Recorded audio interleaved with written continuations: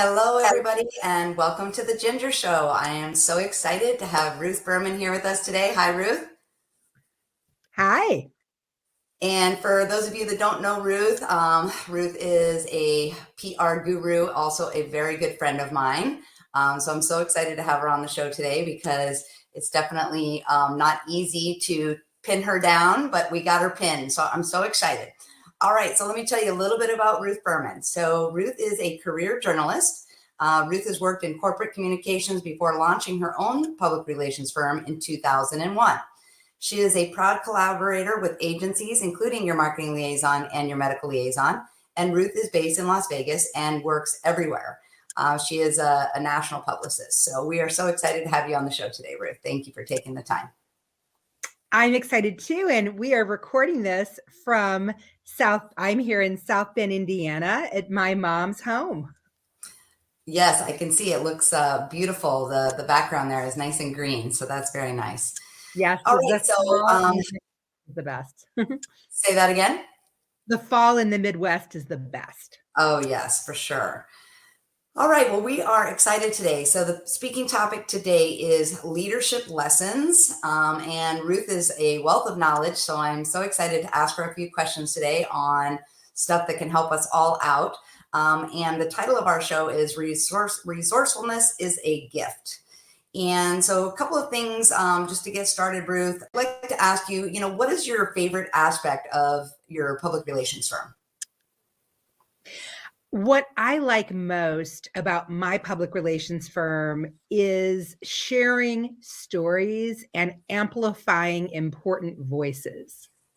And that brings me so much joy, Ginger, even in the work that your firm and mine do together, sharing expertise from a medical or a mental health expert, or sharing the story of someone that is really going to help someone else that is either reading or watching the story. That just brings me so much joy. I see that you love what you do. And I know that you love what you do. So that is awesome. So how are you? And we talk about, the show is obviously the premise of my show is work, life, and wellness. And balancing all of those things is not easy. And I know you are on the go 24/7. You travel a lot for your job. You are always, on call, if you will, for the news station. So how do you keep wellness a priority? And that is definitely a challenge for me, Ginger. And we've had conversations about that. My wellness is really a lifetime journey. I have lost and gained the same 100 pounds multiple times in my life. And my default when I am busy, which is a word I don't love, when I am busy or over functioning at work, is to let my wellness go, is to make myself my last priority. So it's something that I like to say is I am willing to start over as many times as it takes with my wellness. And other women entrepreneur friends are really a partner on my wellness journey. I have a good friend who is an attorney who practices in multiple states. Shout out to Leah Martin, who will meet me early in the morning at the gym. And having that built-in accountability is something that really helps me. Yeah, So accountability is huge. And, I know that you're kind of an accountability partner for myself, but we see this often, especially in entrepreneurial types, men and women both. But I think I see it more in women, to be honest, where we are kind of the last on the list, where we put everybody else first. So I'm not sure if that's a woman thing or if it's an entrepreneurial thing, but I definitely see a lot of that going on. And at least we're aware of it and we're making strides to get better. And like you said, how did you say it was starting over every day is okay?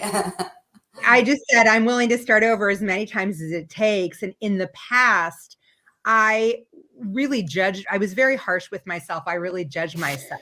I should know better. How did I gain this weight again? Why haven't I worked out in 4 days? Why have I not made myself, delicious, healthy food? Why did I have that extra cocktail or that extra piece of bread at that event? But for me, it's really about radical self-forgiveness and loving myself most, and being willing to start with a clean slate the next day. And that helps me at work too, because again, the bar that I set for myself is very, very high and often unrealistic, because there are a lot of factors that come into play that sometimes make it impossible for me to get the results I want to get. So I'm constantly being flexible, and also I'm willing to hustle really hard. And I can share an example if that's okay with you. Sure.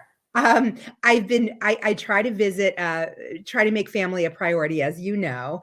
And I got off a plane a couple weeks ago when I was visiting family, got an email from a reporter who hadn't received a response I had sent to an email.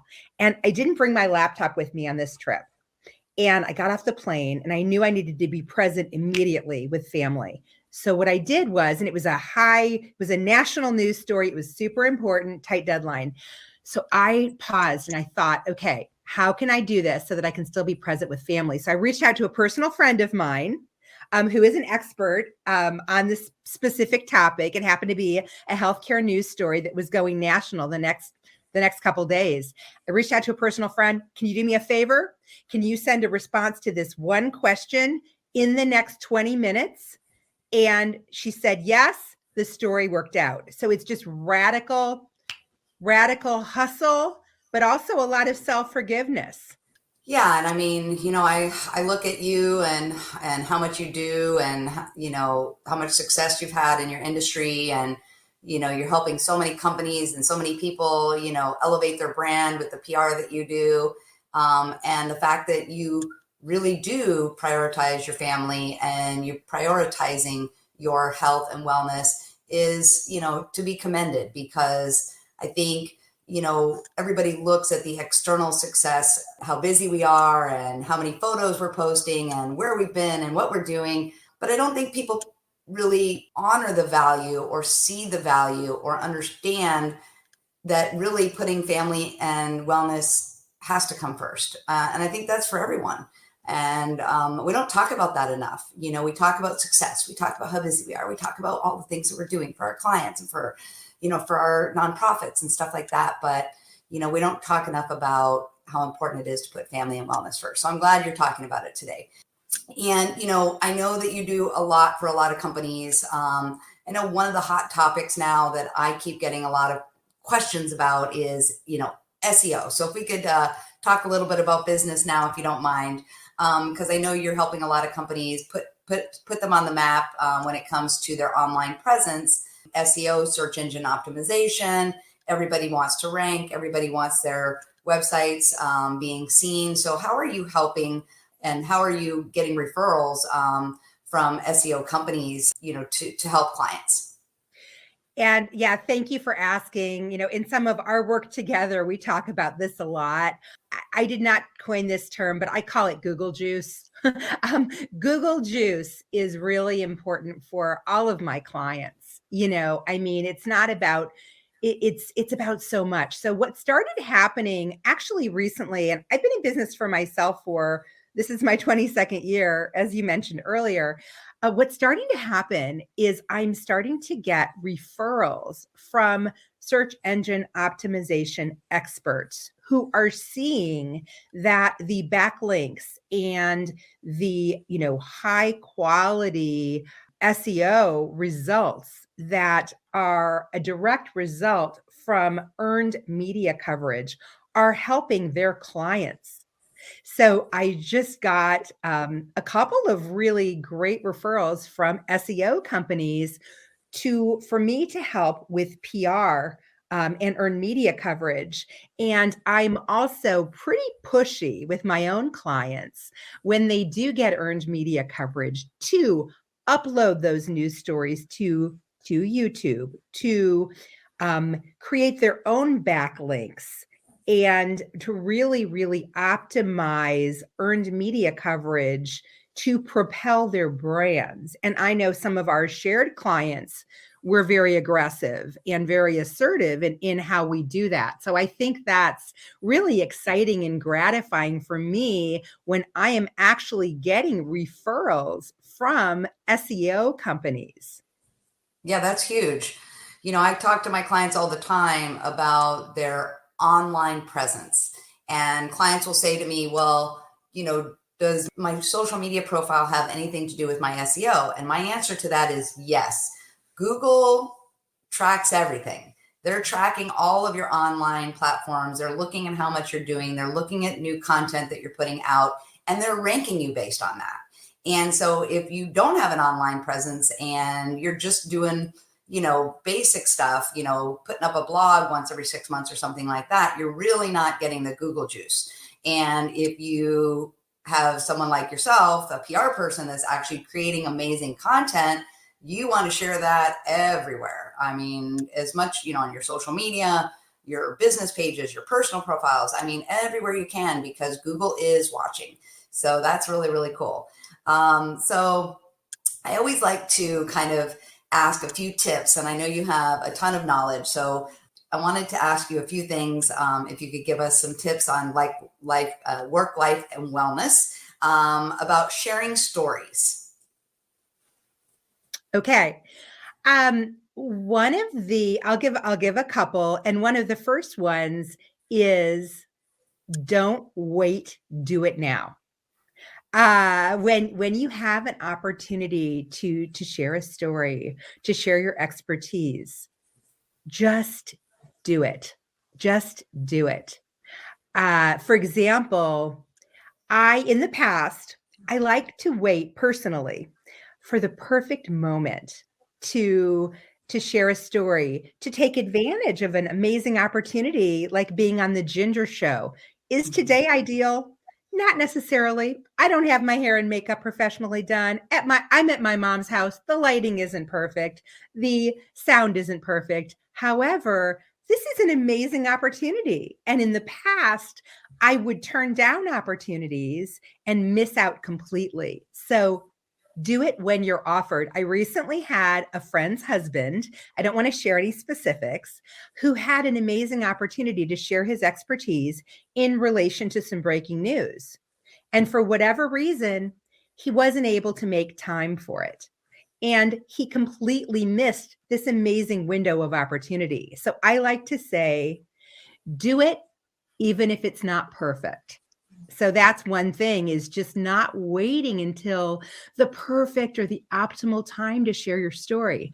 Another tip that I would give is don't worry about it seeming as if you're bragging to share a story, and don't be so concerned about optics. Don't be so concerned that it might make you not look good. That's something I used to worry about in the past, about being authentic on social media, or being authentic and sharing some of my failures that I learned from, is that people might judge me, or people might not think I'm fancy enough. But now I'm really bold and real, and I share the good, bad, and the ugly in hopes that it might help someone, or that someone else might learn from it. And I do that with my wellness as well.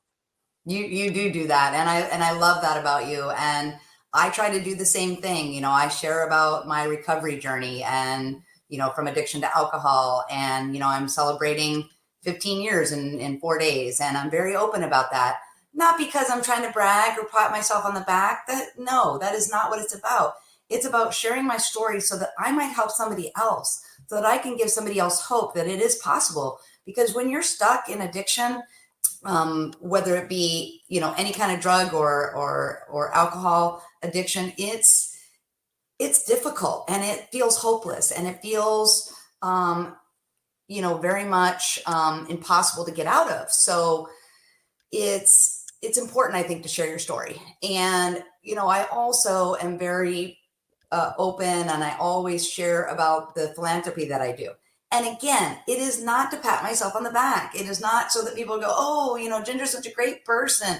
No, it's about me wanting to share about the fact that this amazing charity is doing these amazing works, and hoping that I'll inspire other people to do that as well. So I think you're right. I think people get too caught up in worrying about what other people are going to think, and they don't share their stories.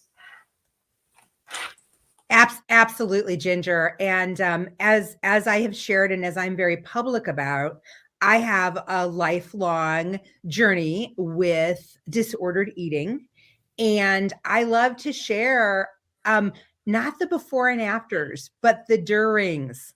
I see so many people who have had challenges with I say wellness, not weight, because for me it's not just about the number on the scale.